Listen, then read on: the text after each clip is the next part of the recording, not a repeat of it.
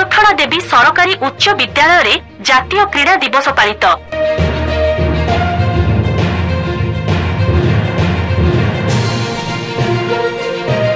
आज सुलक्षणा देवी सरकारी उच्च विद्यालय रे जातीय क्रीड़ा दिवस महासमारोह रे पालित हो जाइछि। विद्यालयर प्रधान शिक्षयित्री तथा भुवनर गोष्ठी शिक्षा अधिकारी श्रीमती मिनती देहुरी प्रथमे मेजर ध्यानचंद फोटो चित्र रे पुष्पमाल्य अर्पण करथिले। पाठ पढ़ा सहित क्रीड़ा क्षेत्र रे निजको सामिल करी छात्र छात्री माने किपरि भलो खेलाड़ी होई परिबे सेथिपई प्रोत्साहन देथिले। विद्यालयर क्रीड़ा शिक्षयित्री श्रीमती जयंती बेहेरा जातीय क्रीड़ा दिवस उपलक्षे विद्यालय रे एसे डिबेट, योगा, क्विज, खो खो, दौड़ीडिया, कबाड़ी प्रतियोगिता करी कृतित्व प्रतियोगी माननकु पुरस्कृत करथिले। एही कार्यक्रम को विद्यालयर समस्त शिक्षक शिक्षयित्री छात्र छात्री माने उपस्थित रही साफल्य मंडित करथिले। दिवस ए क्रीड़ा दिवस रे समस्त को स्वागत एवं अभिनंदन जणाउछि।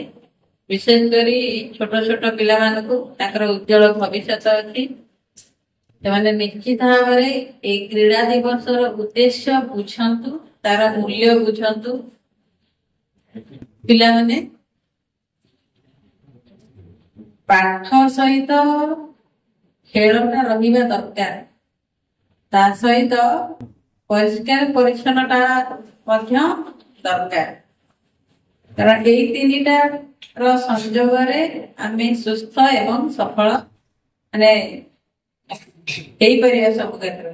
आमर स्कूल रे आज ध्यानचंद जन्म दिवस पालन करा कि जातीय क्रीड़ा दिवस आम स्कूल पालित है।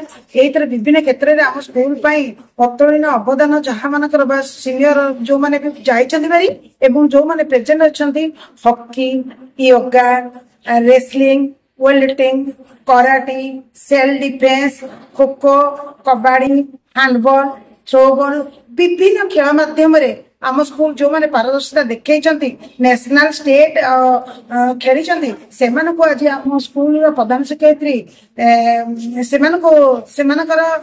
सर्टिफिकेट प्रदान पुरस्कृत सम्मानित से प्राइज दे सम्मानित कर आमर ये विभिन्न प्रकार खो खो आम करूँ, कबाड़ी करूँ, योगा भी करूँ, आज मैथ सब करूँ। सबू क्षेत्र में अग्रणी पिला आम स्कूल तरफ उत्साहित प्राइज बंटन करूँ।